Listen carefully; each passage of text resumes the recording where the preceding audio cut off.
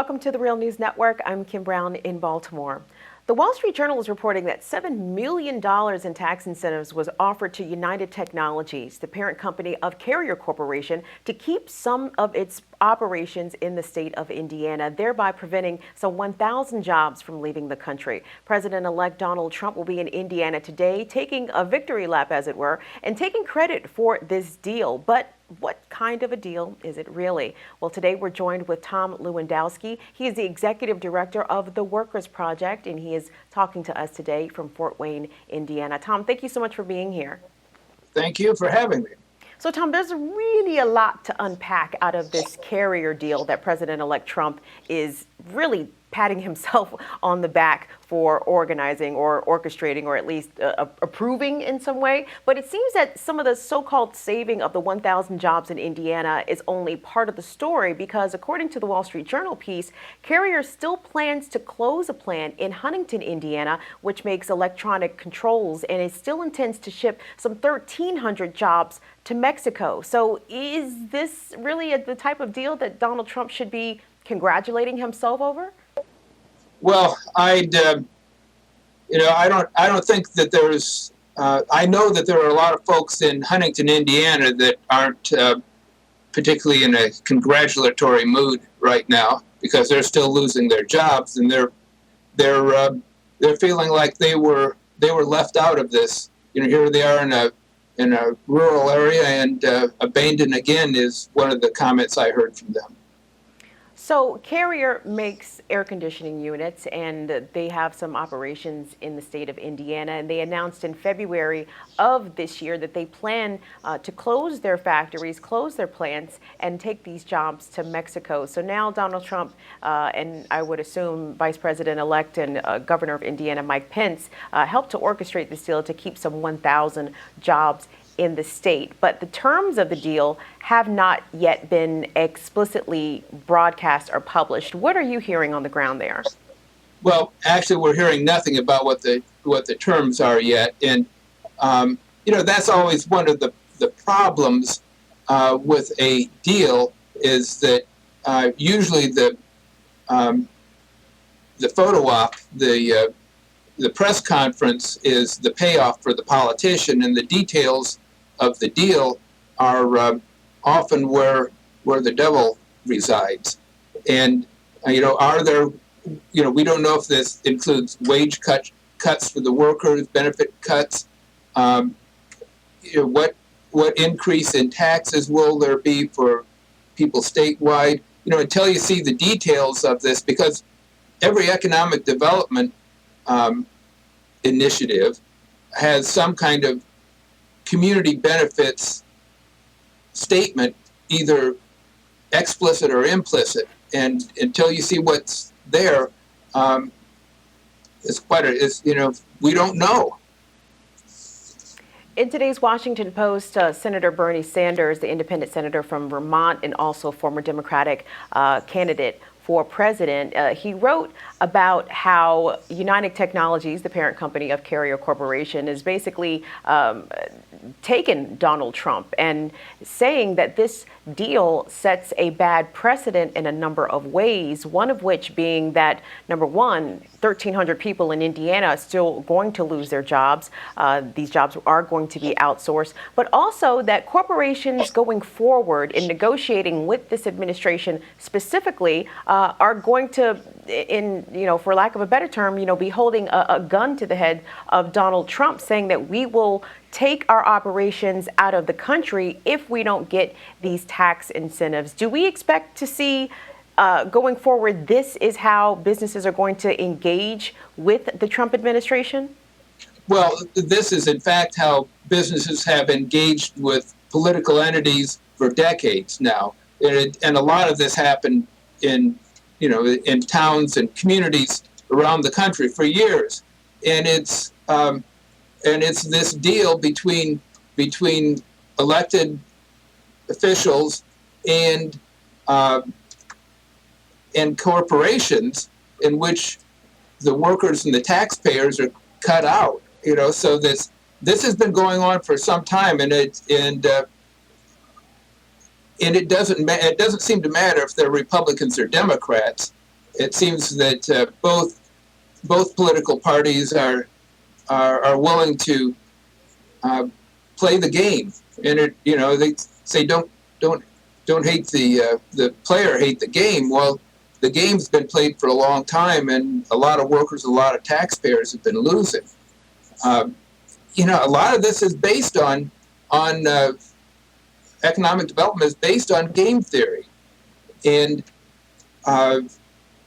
we have seen that it's nearly impossible for elected officials and to avoid playing the game. They feel like they've got no choice but to do that, and then they have the photo op and that they did something. And it's part of the reason people are so cynical about the economy, because they know better. And we've done the research. We look into different economic development schemes, and we see what happened, years out. What are the check stubs say? What jobs were really created? Once the lights dim from this press conference, it's going to be who's going to be following up to see what was really done. And Tom, you really raise a good point. And, you being part of the Workers Project there in Indiana, I'm sure you've seen this same type of scenario play out over and over again. So give us an idea, give us a snapshot of what it has been like for the manufacturing sector in Indiana over the past 20 or 30 years under Republican and Democratic presidents, as you mentioned. I mean, the Rust Belt has been tremendously impacted by the outsourcing of jobs overseas. So tell us what it's been like for the average worker in Indiana over the past generation. Well, and it's been devastating. Northeast Indiana, we consider ourselves the buckle of the Rust Belt, and we used to be in Northeast Indiana. Our congressional district had the highest percentage of manufacturing jobs of any congressional district in the country. Well, we have been hemorrhaging jobs. We've gone from 1980 being above the median income to being well below the median income in Northeast Indiana. It's been devastating. We have United Way has developed a metric in some states called Assets Limited Income Constrained Employed, ALICE. And in Allen County, principal county of Fort Wayne, for instance, 39% of families don't make enough money to pay their bills. I mean, and that doesn't include debt, like student debt or all kinds of debt. So that when you look at what's happening, the desperation in so many people's lives, it's been devastating to see that work and workers and worker rights have all been devalued.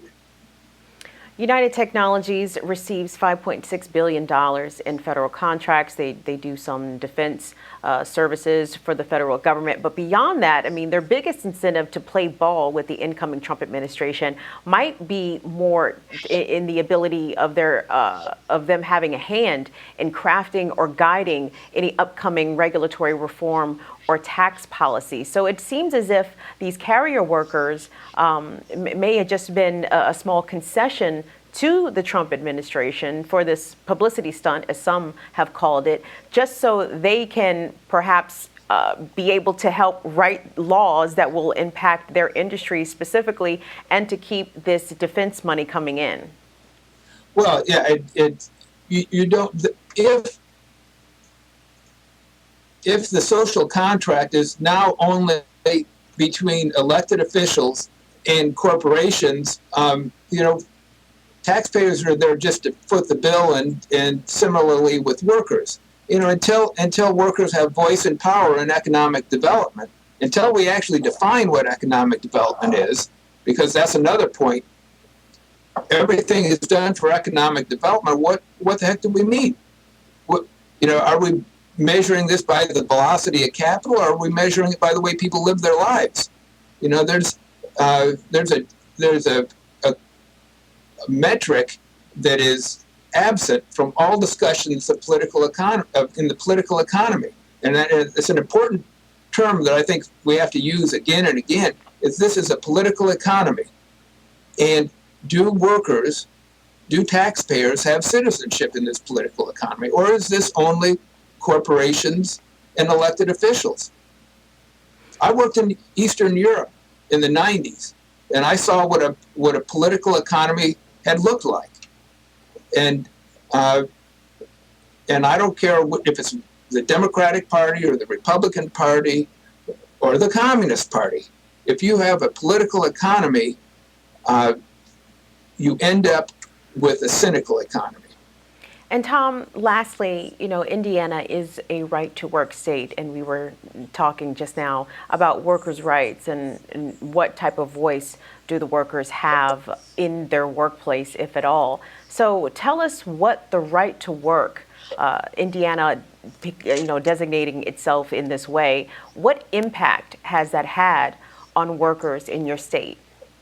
Well, it's hard to measure. I know that the impact that the proponents of right to work said it would have, that would create this economic miracle, has done just the opposite. So in terms of how regular folks are doing, they're doing less well.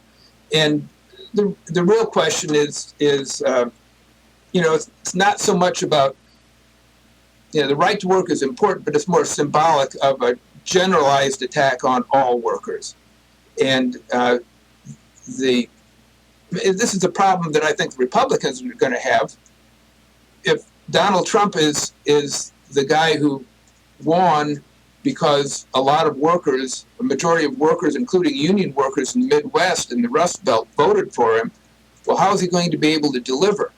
I think they have a problem in, how are they going to deliver other than an occasional press conference? They have made some people at Carrier in Indianapolis happy, but there are other people that are going to be saying, isn't this just more of the same that we've seen for 20, 30, 40 years of the same kind of economic development, the same kind of game where politicians are there for the photo op and we're left to pay the bill? We've been speaking with the executive director of the Workers Project, Tom Lewandowski. He's been joining us today from Fort Wayne, Indiana. Tom, we appreciate your time today. Thank you. Thank you. And thanks for watching the Real News Network.